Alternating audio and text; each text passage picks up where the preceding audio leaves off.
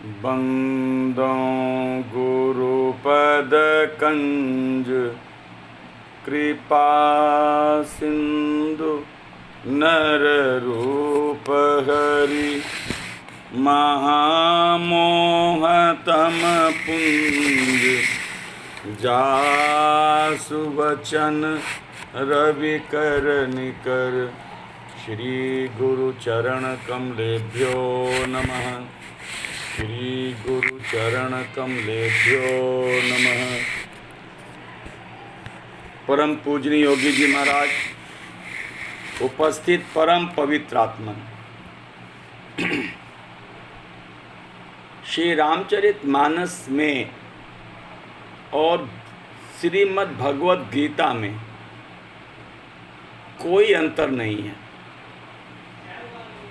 दोनों ही ग्रंथ हमारे मानव जीवन में प्रभु के प्रति कैसे समर्पण हो और हम प्रभु के दिव्य प्रेम का, उनके आनंद का अनुभव किस प्रकार करें, उन्हीं सिद्धांतों का निरूपण किया गया है। श्री गीता जी में और श्री रामचरित मानस में अंतर एक है। श्री गीता जी में किसी भी चरित्र का प्रसंग, कोई घटना का उदाहरण नहीं दिया गया है। सीधे मानव जीवन के परम सत्य को सामने रखकर प्रभु जी ने अपना विचार रखा है। जो जीवन का प्रश्न है, जो जीवन का प्रश्न है, उसको सामने रखा गया है। और श्री गीता जी में जो भी सिद्धांत दिए गए हैं वह प्योर हैं। उसमें किसी प्रकार का कोई भी ऐसी चर्चा नहीं है जिसे आपको अलग से समझना पड़े और सुनना पड़े। विशुद्ध ज्ञान तत्व है, विशुद्ध परम तत्व है। क्यों? क्योंकि वहाँ पर समय का अभाव है। युद्ध के मैदान में, कुरुक्षेत्र के मैदान में दोनों सेनाएं आरूढ़ हैं युद्ध के लिए। वहाँ समय किसी के पास नहीं है। न कौरव पक्ष के पास समय है और न तो पांडवों पक्ष के पास समय है। जब समय का अभाव होता है तो टू द पॉइंट बात की जाती है, सीधे मैसेज डिलीवर किया जाता है। और श्री रामचरित मानस में ऐसी कोई स्थिति नहीं है कि जहाँ पर युद्ध का मैदान हो और समय न हो। यहाँ पर पूरा समय है, समय ही समय है। लेकिन गीता जी में समय नहीं है। और वहाँ पर एक ही वक्ता, एक ही श्रोता और एक ही स्थान। जो मैं आपको निवेदन करना चाहता हूँ उसको बड़ा गौर से सुनिएगा, बहुत ध्यान से सुनेंगे तभी आप पकड़ पाएंगे, वरना आपको उड़ जाएगा ये। भगवान श्री कृष्ण ने गीता में सबसे पहले ज्ञान योग की चर्चा की है और श्री रामचरित मानस में कर्म योग की चर्चा है। दोनों में अंतर, दोनों की तुलना देख लीजिए विजन भैया, दोनों की तुलना हम लोग कर रहे हैं। आज एक विचार आ गया है तुलना का। हाँ, माइक बंद कर लीजिएगा। बहुत ही अगर आप धैर्यपूर्वक, बहुत शांति से और चित्त को एकाग्र करके सुनेंगे और तभी आपको पकड़ में आएगा, वरना उड़ जाएगा। श्री गीता जी में भगवान जी ने सबसे पहले ज्ञान योग की चर्चा की, जिसे हम सांख्य योग भी कहते हैं। लेकिन श्री रामचरित मानस में कर्म योग की चर्चा है। याज्ञवल्क्य जी भरद्वाज जी को प्रयाग की पावन भूमि पर, जहाँ गंगा यमुना सरस्वती का पावन संगम है, वहाँ पर कर्म योग का उपदेश कर रहे हैं, क्योंकि भरद्वाज जी कर्म योग के प्रतिनिधि हैं। इसलिए यहाँ पर कर्म योग की चर्चा हो रही है और वहाँ पर ज्ञान योग की चर्चा हो रही है। श्री रामचरितमानस में कर्म योग से शुरुआत हो रही है और श्री गीता जी में ज्ञान योग से शुरुआत हो रही है।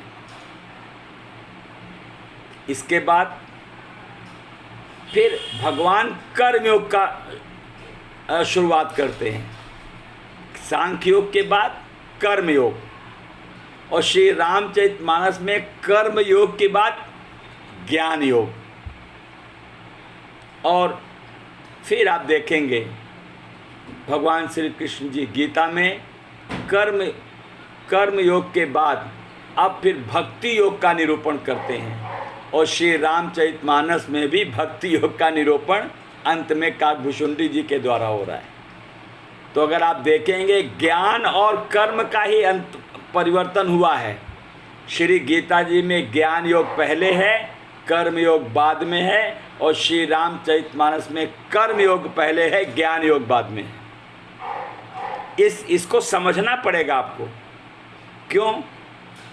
क्योंकि श्री रामचरितमानस ये आम पब्लिक के लिए है, आम जन साधारण के लिए है, और गीता जी जनसाधारण के लिए नहीं है।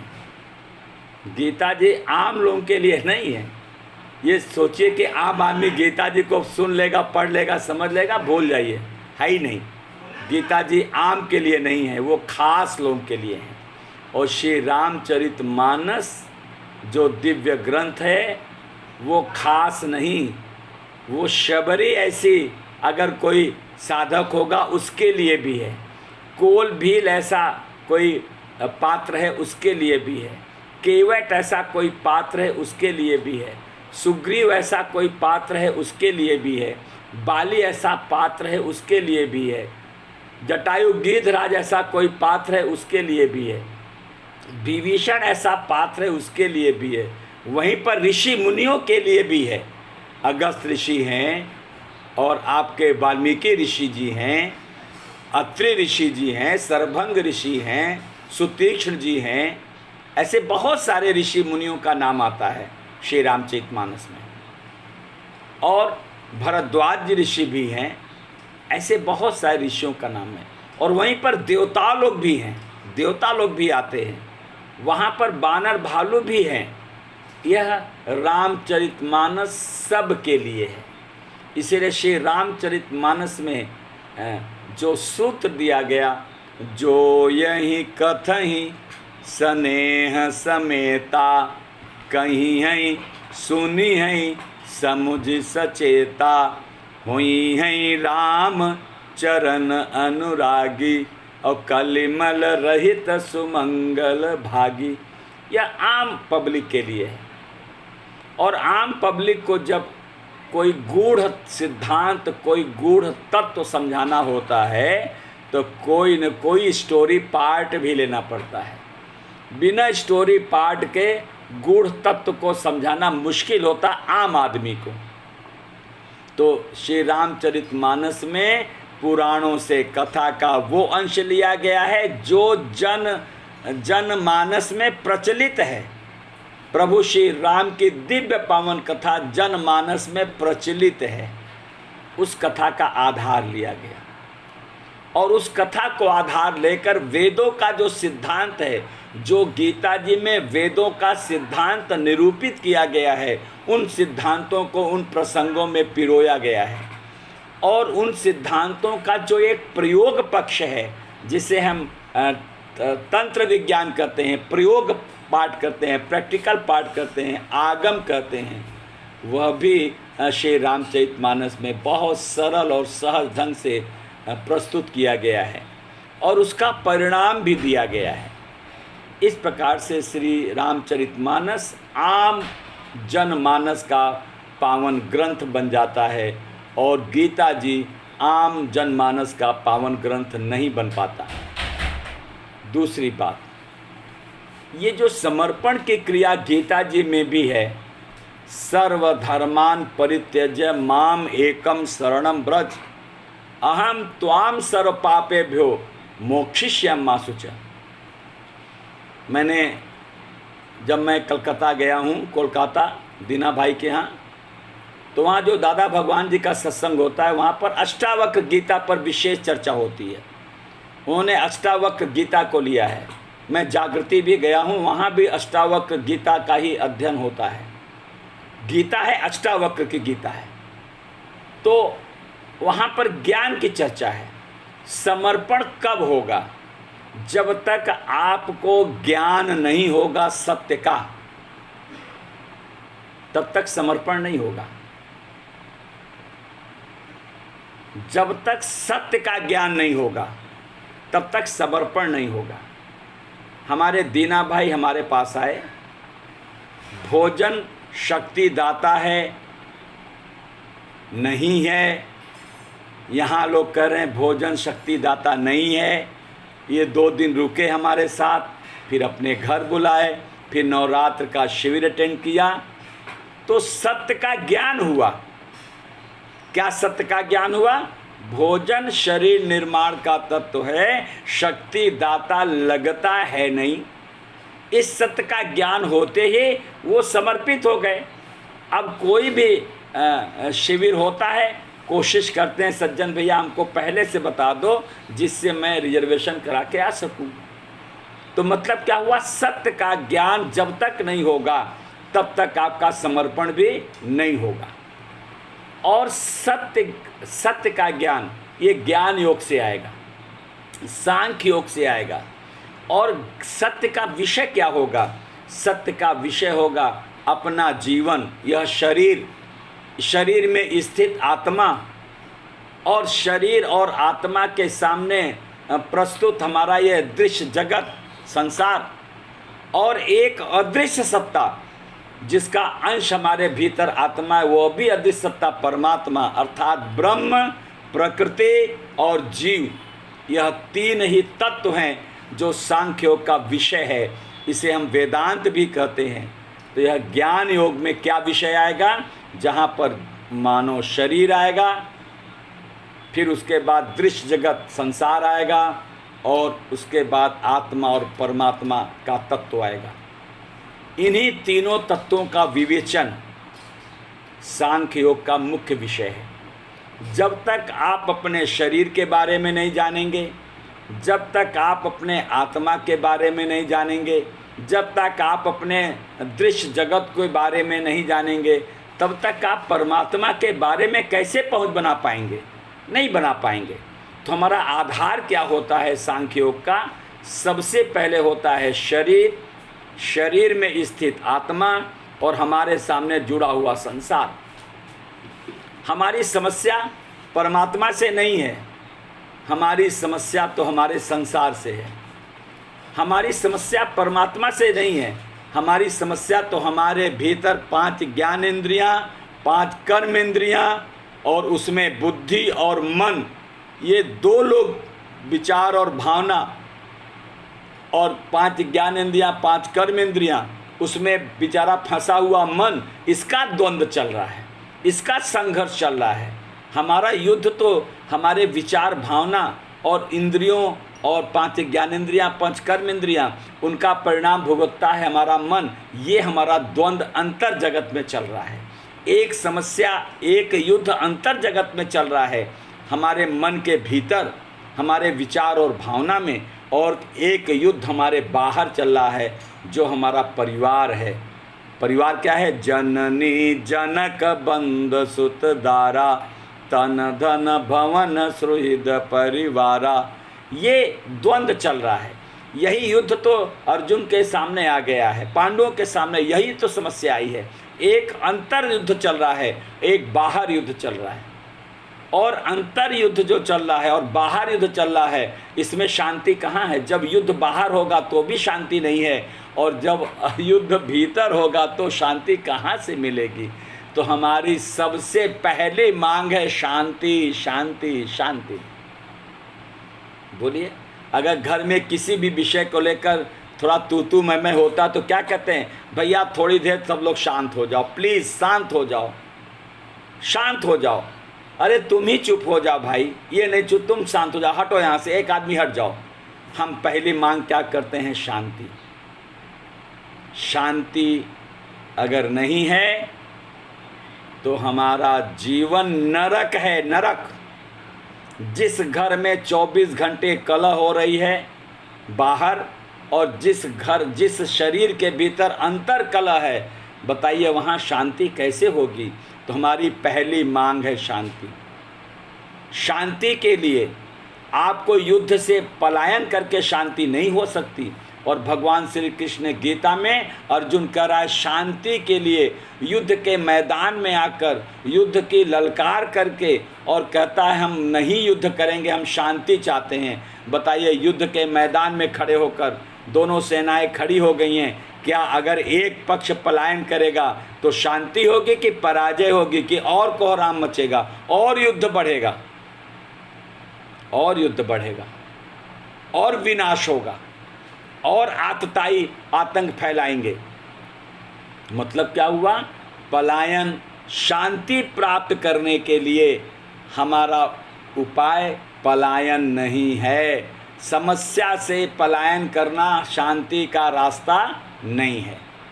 संग्राम जिंदगी है, लड़ना हमें पड़ेगा। संग्राम जिंदगी है, लड़ना हमें पड़ेगा। जो लड़ नहीं सकेगा आगे नहीं बढ़ेगा। जो लड़ नहीं सकेगा आगे नहीं बढ़ेगा। ये संग्राम है, ये एक गेम है। जीवन एक गेम भी है, खेल भी है। खेल के अपने नियम होते हैं, और जीवन एक संग्राम है तो युद्ध के भी अपने नियम होते हैं। तो आप अगर युद्ध अपने संग्राम से भागना चाहेंगे तो भाग नहीं सकते, भाग नहीं सकते। यही गीता का उपदेश है, भाग नहीं सकते। आज भगवान श्री राम को कोप भवन में पहुंचकर एक संदेश सुना दिया गया। एक संदेश तो एक दिन पहले सुनाया गया। क्या सुनाया गया कि तुम्हारा राज्याभिषेक होगा, तुम आज संयम करो। राम जी ने राज्याभिषेक का समाचार मिला, वह अपने जैसा गुरु जी ने निर्देश किया राज्याभिषेक के नियम के अनुसार उन्होंने संयम शुरू कर दिया, संयम और नियम में लग गए। और सुबह होते ही उनको पुनः बुलाया गया। कहाँ बुलाया गया? कोप भवन में बुलाया गया। वहाँ से संदेश दिया गया तुम्हें 14 साल के लिए वनवास जाना है, तुम्हारा राज्याभिषेक नहीं होगा। बताइए क्या करें? पलायन करें कि मैं नहीं जाऊँगा, मैं क्यों जाऊं? लेकिन उन्होंने ऐसा नहीं किया।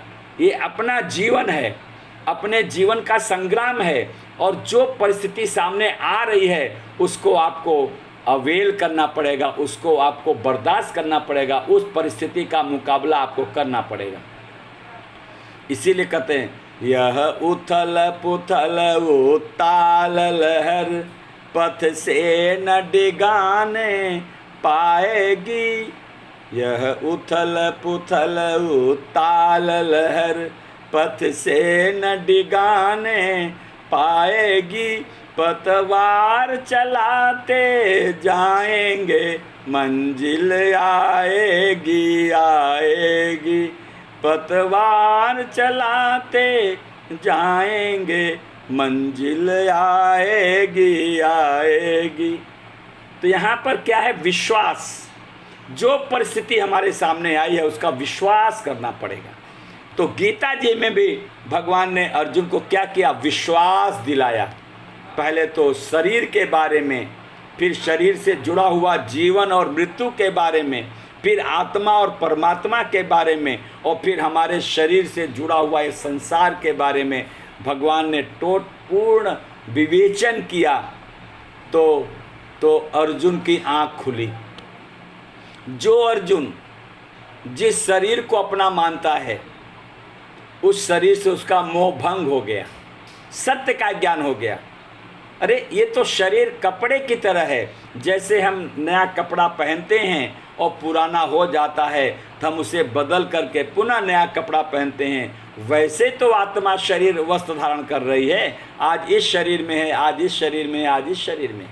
उसको भगवान श्री कृष्ण ने गीता में ज्ञान करा दिया। वो सत्य को जान गया और यह भी जान गया कि हम न किसी को मारने वाले हैं, न किसी को जीवन दान देने वाले हैं। हानि लाभ जीवन मरण यश अपयश ये तो परमात्मा के हाथ में, सृष्टिकर्ता के हाथ में। हम व्यर्थ में चिंता कर रहे हैं, ये मर जाएंगे, मैं मर जाऊंगा, ये हो जाएगा, वो हो जाएगा, हानि हो जाएगी, नुकसान हो जाएगा। हम व्यर्थ चिंतन कर रहे हैं और व्यर्थ चिंतन का त्याग कर दिया तो सत्य के निकट आ गया। फिर भगवान ने उसको कर्म योग का सिद्धांत दिया। ज्ञान के बाद कर्म कैसे करना है, ज्ञान योग का उद्देश्य है कर्म योग। कर्म योग में भगवान ने क्या सिखाया, कर्मण्येवाधिकारस्ते मा फलेषु कदाचन। ऐसे गीता में कहा गया, रामचरितमानस में कहा गया, कर्म प्रधान वेश्वर चिराखा, जो जस करे सो तस फल चाखा। तो आप देखेंगे कर्म योग की विशेषता क्या है। मानव जीवन को कर्म का अधिकार मिला है, ये कर्म योनि है।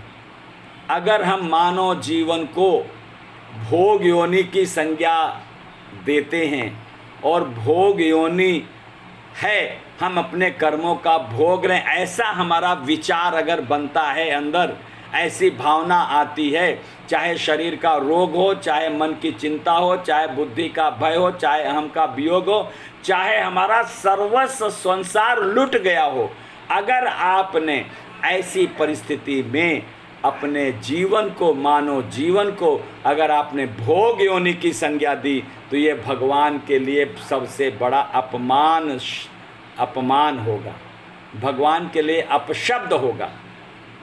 इसलिए विषम से विषम परिस्थिति में भी, चाहे जान ही क्यों न जाने की स्थिति आ जाए, चाहे हमारा सर्वस्व लुटने की नंबर आ जाए, हमको फुटपाथ पे आना हो जाए, लेकिन फिर भी हम ये नहीं कह सकते कि हम मानव जीवन भोग योनि है। जी नहीं, यह भगवान के लिए गाली है, अपमान है।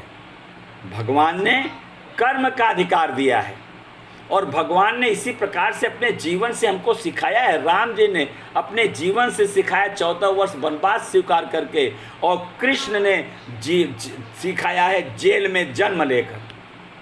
ये कृष्ण का अवतार जेल में होता है। उन्होंने क्या सिखाया, माता पिता जेल में पड़े हैं, उनके 6 भाई 6 बच्चे मार दिए गए, और 7वां तो हमारे बलदाऊ भैया जो ट्रांसफ़र कर दिए गए रोहिणी के घर में, और 8वें में भगवान आए हैं कृष्ण जी, और आप देखिए जेल में पैदा हो रहे हैं। तो ये क्या क्या क्या सूचना दे रहा है, सूचना दे रहा है कि आपके सामने विषम परिस्थिति हो सकती है। आपके माता पिता जेल में भी हो सकते हैं, आपको जन्म दे सकते हैं, लेकिन कोई गम नहीं। ऐसे ही हमारे माता पिता के द्वारा हमको 14 वर्ष का वनवास मिल सकता है, कोई गम नहीं, हम स्वीकार करेंगे। प्रत्येक परिस्थिति बिना भगवान की इच्छा के हमारे जीवन में नहीं आती है। ये जो हमारे जीवन में परिस्थितियां आ रही हैं, ये भगवान की इच्छा से आ रही हैं और हमारी परीक्षा के लिए आ रही हैं। भगवान की इच्छा हमारी परीक्षा। तो आप क्या करेंगे, कर्मण्येवाधिकारस्ते मा फलेषु कदाचन। आप कर्म करिए। और कर्म की विशेषता क्या दी गई, कर्म की विशेषता दी, पहले बात तो कर्म में भेद नहीं होना चाहिए। मैं ये काम कर सकता हूँ, ये काम नहीं कर सकता हूँ। यही तो अर्जुन कर रहा है कि मैं युद्ध नहीं लड़ूंगा। तो क्या करोगे, घास छीलोगे, नाली साफ करोगे, क्या करोगे? तुम क्षत्रिय हो, आज कह रहे हो हम नहीं लड़ें क्योंकि तुम्हारे भाइयों का मामला आ गया है, तुम्हारे गुरु का मामला आ गया है, तुम्हारे पितामह का मामला आ गया है, तुम्हारे भाई और रिश्तेदारों का मामला आ गया है, इसलिए तुमको लग रहा है कि हम युद्ध नहीं करेंगे। अगर यहीं कोई अपोजिट पार्टी हो, तुम्हारा कोई अपना न हो, तो तुम युद्ध नहीं करोगे, तब तो युद्ध फट से कर लोगे। क्यों? क्योंकि वो अपना है नहीं। तो यहाँ तुम युद्ध से भाग रहे हो, युद्ध से नहीं भाग रहे हो, अपना तो है इसलिए भाग रहे हो। अपने लोग हैं, इनको कैसे मारे, कैसे क्या करें, इसलिए। तो पहली बात तो कर्म में भेद नहीं। निर्णय चाहे अपना हो और चाहे पराया हो, निर्णय विवेकपूर्ण लेंगे। चाहे अपना नौकर हो और चाहे अपना बेटा हो। अगर गलती नौकर ने किया है तो नौकर को भी वही दंड मिलेगा, और अगर अपना बेटा है तो उसको भी वही दंड मिलेगा। उसमें हम भेद नहीं करेंगे। पहली बात तो कर्म में भेद नहीं। Work is worship. हमारे महाराज जी ने कर्म में भेद नहीं है, इसका उदाहरण उन्होंने अपने जीवन से दिया। जब वह रेल में यात्रा करते तो सबसे पहले 2:30 बजे उठ जाते और जाते टॉयलेट में। दोनों उस बोगी की दोनों टॉयलेट को अपने हाथ से साफ करके आते। सोचिए, अपने हाथ से वॉश बेसिन साफ करते, साबुन लेकर के, ब्रश लेकर के, और लेट्रिन साफ करते, और फिर वहाँ अपने नित्य क्रिया करके वापस आते। और किस लिए साफ करते? और जो डिब्बा होता, जहाँ डिब्बा होता उसमें पानी भर के आते, इसलिए मेरा भगवान आएगा उसको शौचालय साफ सुथरा मिले। अब तो खैर अब तो शौचालय में सब व्यवस्था हो गई, नहीं पहले तो ट्रेनों की बड़ी दुर्दशा थी। और महाराज जी अक्सर वो चलते थे, जनरल में चलते थे। बहुत बाद में उन्होंने स्लीपर में लिया टिकट, नहीं हमेशा उन्होंने जनरल से यात्रा की है। तो ऐसे ये कर्म में भेद नहीं। चाहे हमको नाली साफ करना पड़े, चाहे शौचालय साफ करना पड़े, चाहे मंदिर साफ करना पड़े, चाहे देवालय साफ करना पड़े, चाहे किचन साफ करना पड़े, सब एक समान लगे। यह है कर्म में भेद नहीं। पहले तो कर्म में भेद नहीं हो। कर्म योग का सिद्धांत क्या है? कर्म में भेद नहीं होना चाहिए। मैं ये काम कर सकता हूँ, ये काम नहीं कर सकता, ये काम मेरे स्तर का, ये काम मेरे स्तर का नहीं है। और भगवान श्री कृष्ण ने राजसूय यज्ञ में सबसे छोटा काम लिया था, झूठे पत्तल उठाने का। याद करिए, जो युधिष्ठिर ने राजसूय यज्ञ किया था लास्ट में विजय के बाद, जिसमें शिशुपाल का वध हुआ है, उसमें भगवान ने क्या किया? स्वयं जूठे पत्तल उठाए हैं। जितने लोगों ने भोजन किया, जूठे पत्तल का उठाने का काम भगवान श्री कृष्ण ने लिया। तो मतलब क्या है? चाहे गीता का ज्ञान देना हो, और चाहे वो पत्तल उठाना हो, और चाहे बांसुरी बजाना हो, और चाहे वो गोपिकाओं के सामने नृत्य करना हो, और चाहे वो गाय चराना हो, और चाहे कंस के साथ युद्ध करना हो, और चाहे द्वारिका में पहुंच करके सुदामा की सेवा करनी हो, उनके लिए सारे काम एक बराबर हैं। ऐसा कर्म योग है। तो पहली बात, कर्म में भेद नहीं। दूसरा, कर्तृत्व बोध नहीं, मैं कर रहा हूँ यह नहीं। तीसरा, कर्म के फल में अनासक्ति। कर्म में फल में अनासक्त। फल क्या होगा? फल से अनासक्त होकर कर्म करना, यही है निष्काम कर्मयोग। निष्काम कर्मयोग यही रामचरितमानस में बताया गया। सिय राम मैं सब जग जानी, करहूँ प्रणाम जोर जुग पानी। और इसी को भगवान कहते हैं श्री रामचरितमानस में, जननी जनक बंद सुत दारा, तन धन भवन सुहृद परिवारा, सबकी ममता ताग बटोरी, मम पद मनहि बांध बर डोरी। कहते हैं भैया, जितने ये ममता का धागा तुमने इतने 10 जगह बना रखा ना, वो सारे धागों को मेरे चरणों से जोड़ दो। मैं ही सबके भीतर बैठा हूँ। अब गृह जाऊ सखा सकल, भजहु मोहि दृढ़ नेम, सदा सर्वगत सर्वहित, जान करऊ अति प्रेम। मैं सबके भीतर बैठा हूँ, ऐसा जान करके सबकी सेवा, सबको प्रेम। यही रामचरितमानस का कर्मयोग है, यही गीता जी का कर्मयोग है।